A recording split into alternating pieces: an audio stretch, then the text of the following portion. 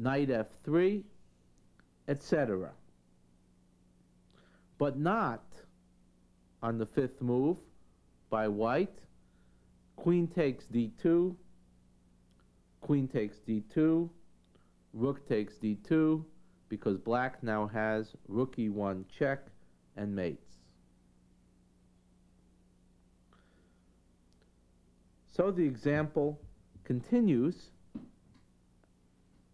After king b8, black's fourth move, queen h5 by white, guarding his rook on d1, and black finds another attacking move, rook e2, causing interference, cutting off the defense of the rook on d1.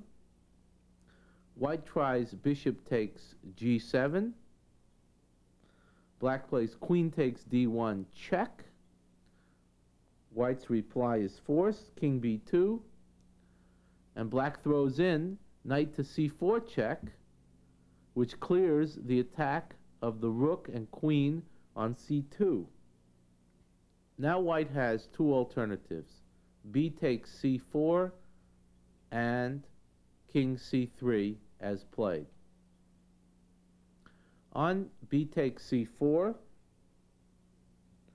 black forces mate with rook takes c2 check. And you can see that after the king goes to the third rank, with either king b3 or king a3, black will have queen d3 check, and mate quickly follows.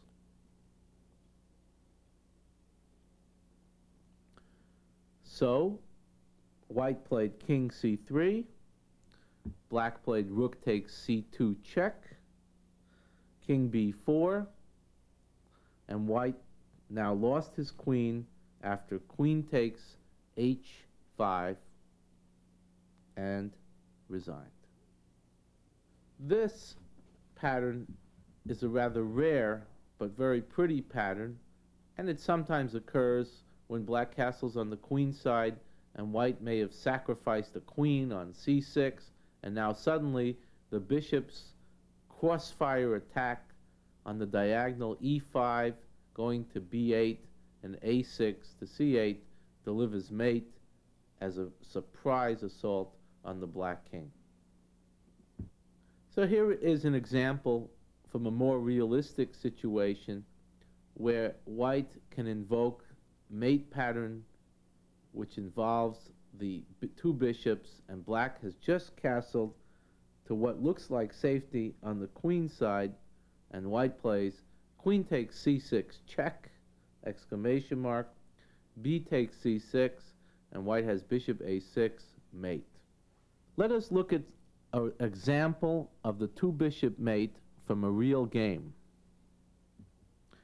In the diagrammed position between Sador and Peltz, 1974, everything looks pretty peaceful until we realize that the white king is already stalemated. So if black can find a way to deliver a check, and he does so with one knight b4, it suddenly becomes apparent that the white king is in dire straits. Now if white plays c takes b4, black has rook c8 check with a very vicious attack against the white king. So white plays the only move, knight e1, to meet the threat on d3, and black plays the very vicious rook c8 with the latent threats which follow. White's only move here to hold on would be knight on d2 to f3. Instead, white plays f3 double question mark, and black plays knight takes a2 check, opening up the diagonal for his bishop on f8. White's only move is to take the knight, bishop takes a2, black plays rook takes c3 check, and white would be subjected to continuous checks and discoveries on knight c2 in this position. So instead he plays b takes c3, and black delivers mate. Bishop a3 mate.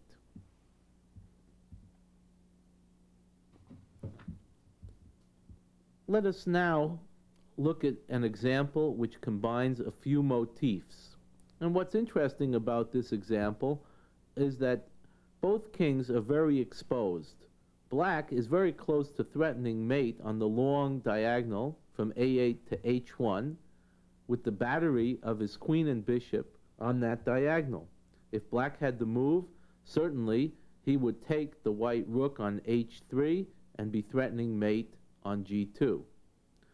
But fortunately for white, who is Timman against Pomar in 1977, white has the move, and white plays knight f5. This threatens mate immediately on g7, and if black captures with either pawn, the g pawn or the e pawn on f5, white plays rook takes h7, and mate on h8 is unstoppable. Here's an example from one of my games which combines some of the motifs that we have been covering in the previous examples, namely the rook and bishop and rook and knight mate patterns. It is from the game Kopech White against Anastasiadis, Greater New York Open, Round 4, 1973. First move played by white is 34, rook takes g7. Black was just trying to get active, and this combination is intended to nip his counterplay in the bud. The game continuation now becomes quite charged. Black plays 34, knight takes d2. But there is at least one other alternative we want to look at, namely king takes g7. And now white has two alternatives, bishop e5 check and knight takes e4. After bishop e5 check, question mark, king g8, knight takes e4, d takes e4, queen h6, rook f7, rook c1, rook b1, and white's attack is not clear.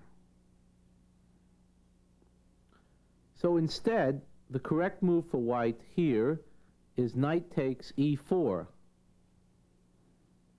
And then white is winning, since regardless of how black recaptures now, white will have material equality with an attack. For example, d takes e4, white continues bishop h6 check with a distinct advantage.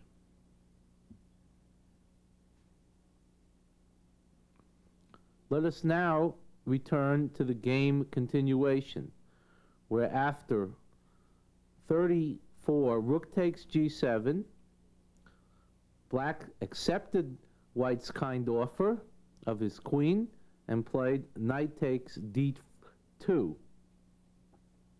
Now white played bishop e5.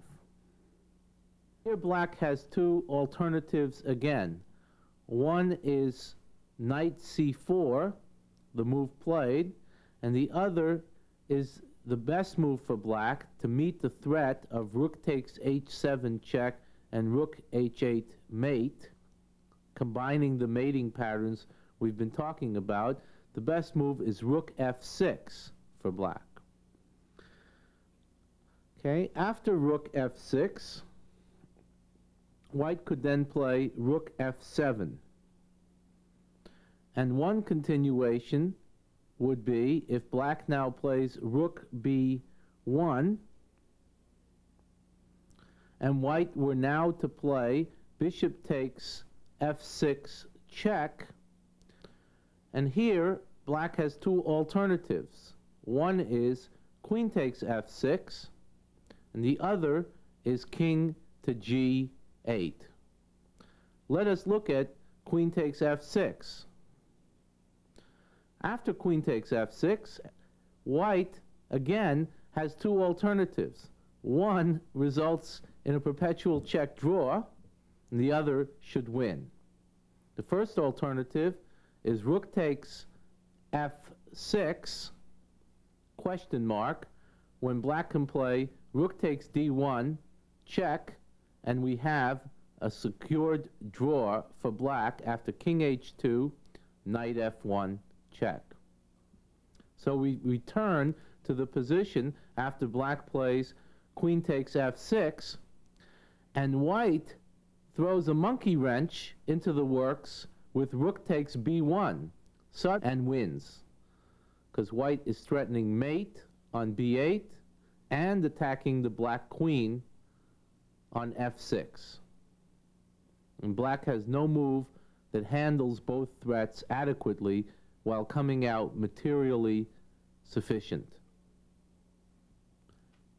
If black plays king to g8 instead, white has rook g7 check, king to f8, knight takes h7 check, king to e8, rook to e7 check, king to d8, rook to b7 check, and wherever black puts his king, whether on c8 or e8, white plays rook takes b1 and has a winning material and attacking advantage. So we return to the game continuation, which is pretty abrupt. After 35, knight to c4, white simply played rook takes h7 double, discover check. Black played king to g8, and white played rook h8 mate.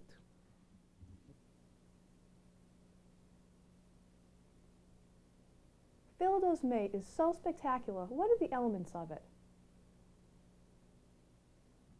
Yes, Ellen, that's a very good question. One of the oldest and prettiest mates known to chess is the smothered mate, or Philidor's legacy.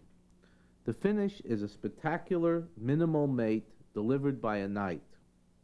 The characteristics of this mate are that 1. The white queen and white knight can attack f7, which black cannot defend. 2. The white queen is on the a2, g8 diagonal. And 3. The black king is confined by pawns on g7 and h7. The continuation is 1. Knight f7 check, king to g8, knight h6, double discover check, and this is crucial to the Philidor mate because black cannot guard the f7 square.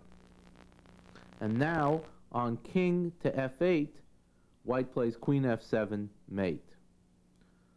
So instead, black plays king h8, queen g8 check, rook takes g8, and white has knight to f7 mate.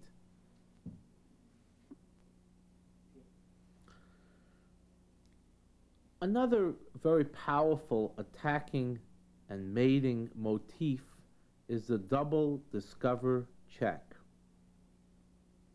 In the diagram position from Anderson versus Knudsen, 1974, you might note that white is up a piece and is threatening on a7.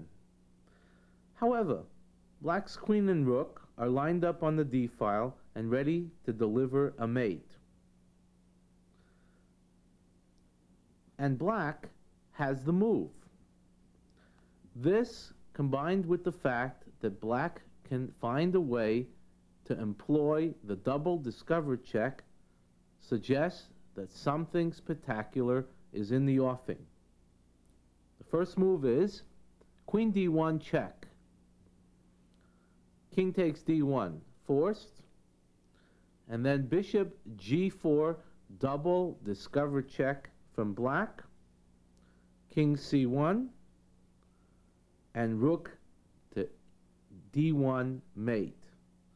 The same would have happened had white replied to Bishop G4 check with King to E1, Rook to D1 mate. The double discover check can be a deadly tactic, especially because it guarantees that the checked king must move.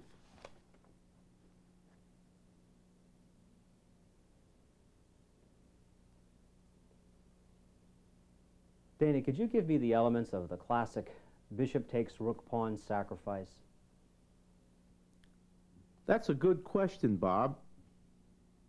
The characteristics of the successful classic bishop sacrifice, often resulting from a misplayed French defense by black, are: 1. White's pawn is on e5. 2. White's domination of the b1, h7 diagonal with his bishop on d3. 3. White's ability to play knight g5 check followed by queen h5. And 4. Black's inability to get a knight to f6 or f8 to defend the h7 square, which white will try to deliver mate on. Here is a continuation from the diagram position where these features exist. 1. Bishop takes h7 check. King takes h7. Knight g5 check. And now black has two continuations which we will look at. One is king g8 and the other is king g6. Let us explore king g6 first. Now the typical continuation for white is queen g4. Then on f5, white plays queen g3. Now black might continue f4. And white plays queen g4 again. Now black plays perhaps king h6 to get out of the discover check.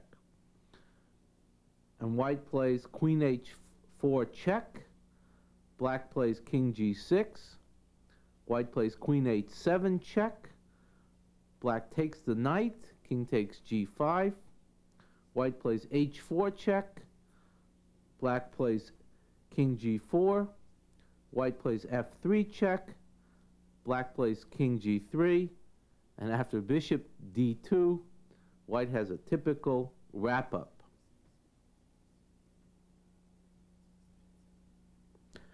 Returning to the position, after knight g5 check, black plays king g8. White now continues with 3 queen h5, threatening mate on h7, and the next 5 black moves are forced. If black's queen's bishop were on h6 in this position, then after bishop d3, he would refute the entire combination. But again, that is one of the features which makes this position special and subject to this combination. The fact that the black bishop could not control the b1, h7 diagonal. So the game continues. Rook e8, queen takes f7 check, king h8, queen h5 check, king g8, queen h7 check, king f8, queen h8 check, knight g8, queen h5. White threatens 1. Queen f7 mate, 2, knight h7, check, and 3, queen f3, check. So black is completely lost. A final continuation could go knight h6, knight h7 check, king g8. If black instead plays king e7, then white wins with bishop g5 check. So, on king g8,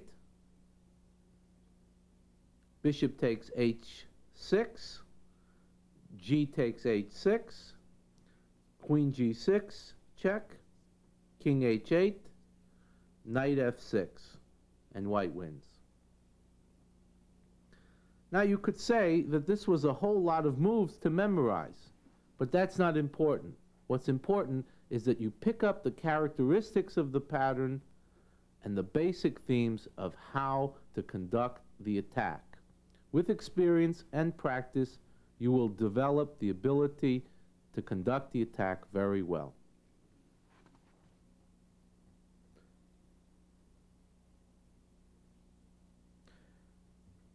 Let us look at another familiar pattern which has been passed on to us from our chess theoretical predecessors at the turn of the century and before, the double rook sacrifice, or another motto for this motif is that greed doesn't pay. This occurred in the game Craddock Mises. The theme in this game was first made famous by the immortal game Anderson Kieseritzky, London, 1851. In that more complex case, it was black who was greedy and punished. Here it is white who is greedy and punished due to his weakness on the light squares, or another name for this is the weak light squared complex. The continuation goes: 1. Knight takes f6 check, queen takes f6, and this is the combination indeed. Black is about to sacrifice both his rooks. Bishop takes c6 check, b takes c6, queen takes b8 check. White accepts the bait.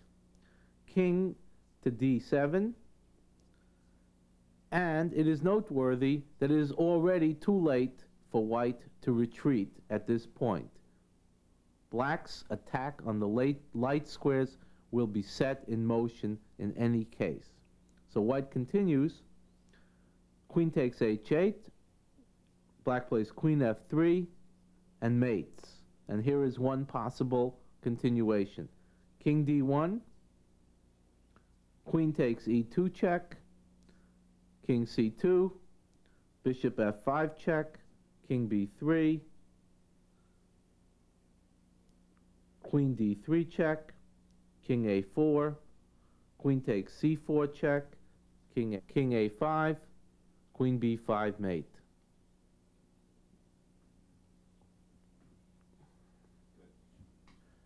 Let us turn to another mating pattern which can appear in many forms, the back rank mate. First example illustrates back rank mates and pins. It is a remarkable position whose source is anonymous. White has just rejected the trade of queens with queen takes d7 and has played rook c7, which he probably thought was decisive because after black moves his queen, rook takes g7 will be close to mate. Instead, black found 1. Rook c5. Black finds an unbelievable shocker, which wins immediately.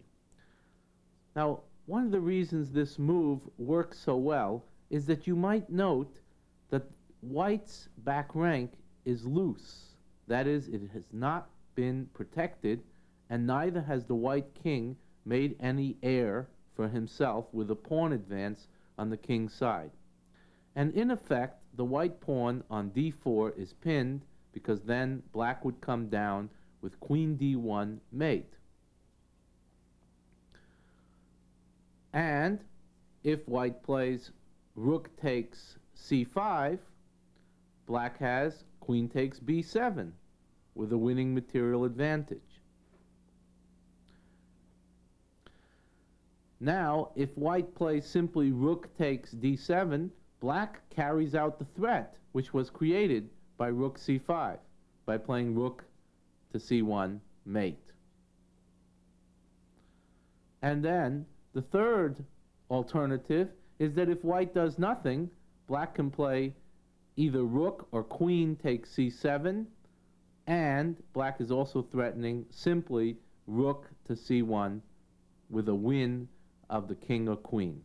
Let us continue with one of the most famous back rank mates ever played, exploiting a weak back rank as well as an overloaded queen with decoys, a combination spanning no less than 5 moves.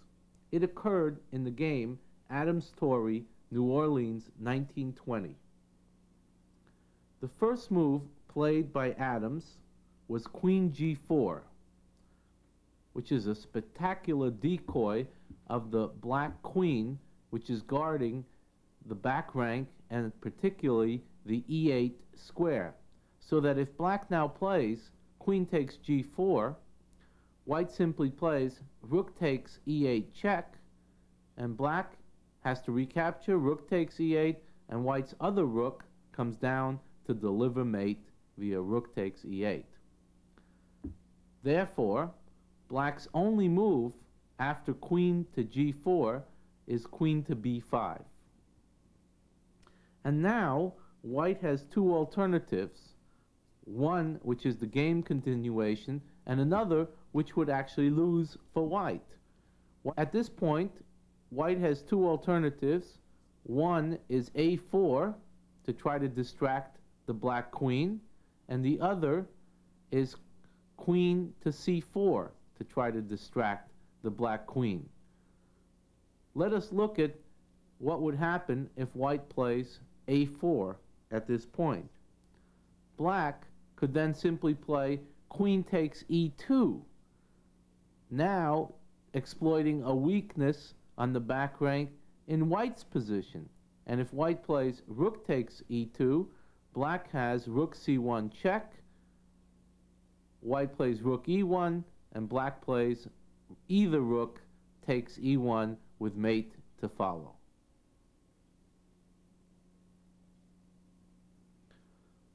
So let us return to the position where white had the two alternatives. One was the a4 move on his 19th move, which we just looked at, and the other is queen to c4, double exclamation mark.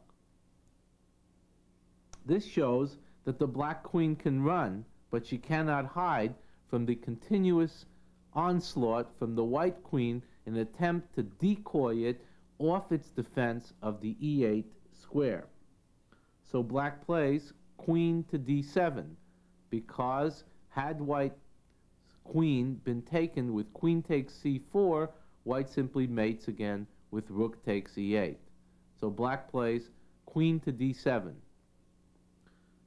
And now Adams comes up with yet another spectacular blow, which is queen to c7,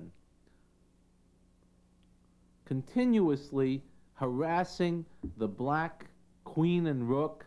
Of course, if rook takes c7, white has rook takes e8 mate. If queen takes c7, white has rook takes e8 mate again. So black now plays again queen to b5. And white now can play a4. And the point is that black, if he plays queen takes e2 in this position, white simply recaptures rook takes e2, and black can neither take the white queen or the white rook because his back rank would still be left weak. So we return to the move 21, A4, when black plays queen takes A4. And this is the final decoy theme, where white is simply going to drive black